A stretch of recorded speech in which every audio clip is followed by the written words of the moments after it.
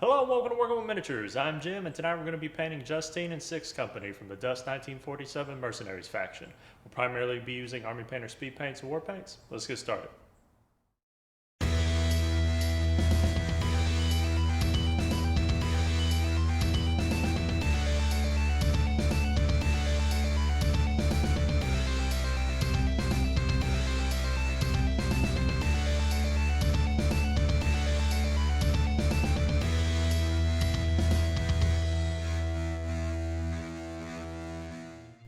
This video will only focus on painting the flesh on 4 miniatures in this unit, though all the colors I used for this project will be shown in a spreadsheet at the end of the video.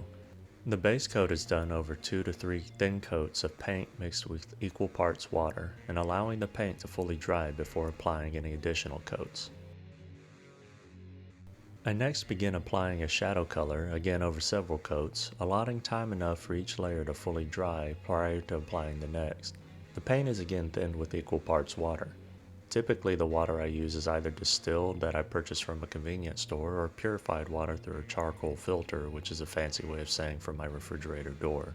I stopped using tap water from my home's faucets as the city I reside in stopped cleaning the water piped to homes decades ago. You can see in my earlier work that I consistently had a gritty finish on many of the miniatures I painted. This was partly due to me not waiting long enough between layers and pushing around partially dried paint. A large factor though was the unfiltered water I was using, which added fine bits of debris into my paint.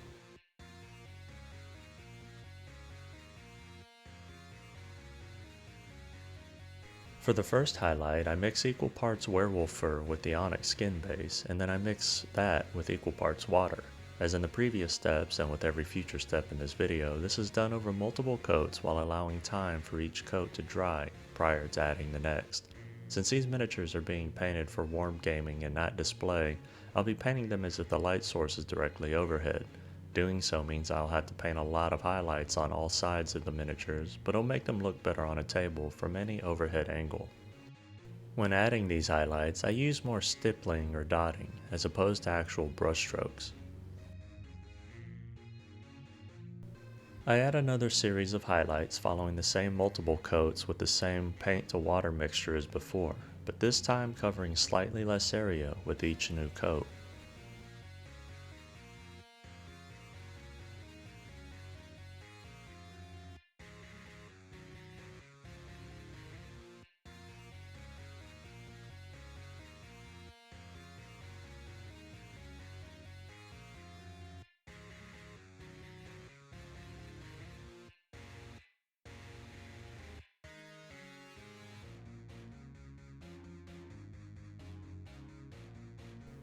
For the third and fourth highlight colors, I'll not be fast forwarding any, so you can see how slow and careful I'm trying to be with the application of the paint. To help control the brush, I find it easier to do small stippling motions instead of using broad brush strokes, especially when I'm working on finer details. If you are stippling, try to barely touch the miniature with each stipple. Notice how the tip of the brush barely moves as I touch the miniature, and it doesn't bend at all. If you see your brush bending as you touch the miniature, then you're applying too much force, and will cause you to put paint in a larger area and make it harder to control. If you find your hand shaking or the tip of the brush shaking, then relax your grip. I also find that by resting the back of my hand that's holding the miniature on the edge of the table helps keep the miniature still. I then rest my brush hand on top of that hand. I also sit Indian style in my chair when painting the smallest details like eyes.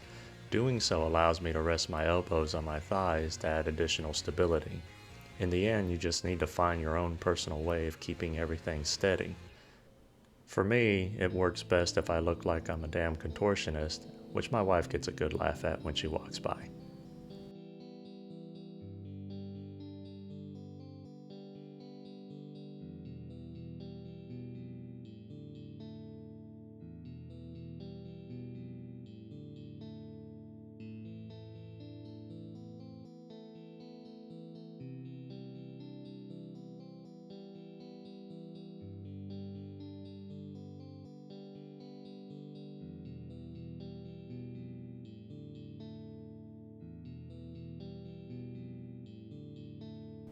For the final series of highlights, again I used multiple coats thinned with water. These are mostly just spot highlights where the light would catch the most, such as the crown of the forehead, tip of the nose, upper cheeks, shoulders, etc. I want to note here that these steps are not exact. I did a base coat, a shadow layer, and then these 4 highlight layers, but then there would be spots here and there that I would have to go back and add a little more shade or add the previous highlight to fix the worst transitions. I'm just not good enough as a miniature painter to follow steps A through C and just be done. I have to do a lot of back and forth, unfortunately.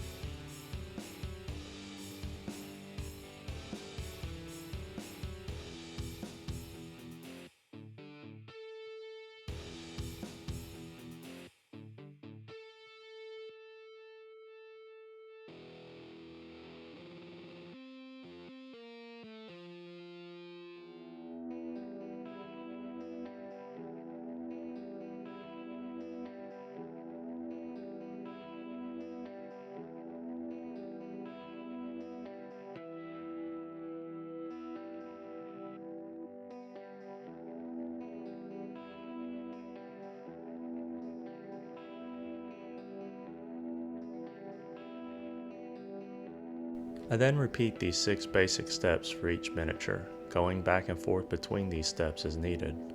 I'll use different colors to achieve different flesh tones, but I've changed nothing in the process between painting these 4 different miniatures.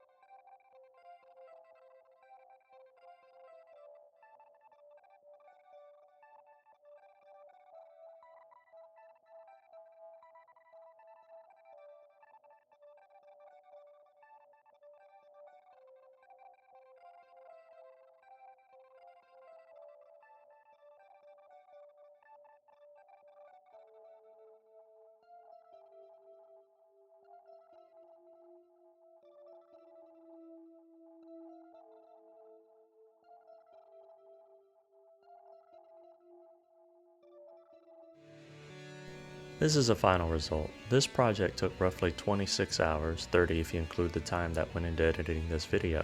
Some things to note is that many of the darker flesh colors have a glossy finish, such as onyx skin, maca skin, tiger's eye skin, and jasper skin. I'll likely come back and apply Army Painter's Anti-Shine Matte Varnish with a brush to the darker skin miniatures to remove the glossiness. For lessons learned, I still need to work on my highlight placement, as I had to paint this particular miniature 3 times to get her abdominal muscles looking decent. This miniature, I should not have used yellow in the final highlights of her hair. For the darkest skin tone, I may need to punch up the contrast or the saturation or both, though it's possible matte varnish will fix everything. And finally, the skin on this one is so glossy that the iPhone I used to take these pictures with had trouble focusing on it. This is a side-by-side comparison of the pictures taken with this old busted iPhone and my Android phone. It's probably time I invest into a proper camera. That's going to wrap it up for today. I hope you learned something or were inspired to start or expand your own collection. If you have any questions or comments, please leave them below. And if you like the content of this video and would like to see more, please like, share, and subscribe. I'm Jim with Workable Miniatures. I'm truly grateful for your time, and I bid you a fond farewell. Until the next video.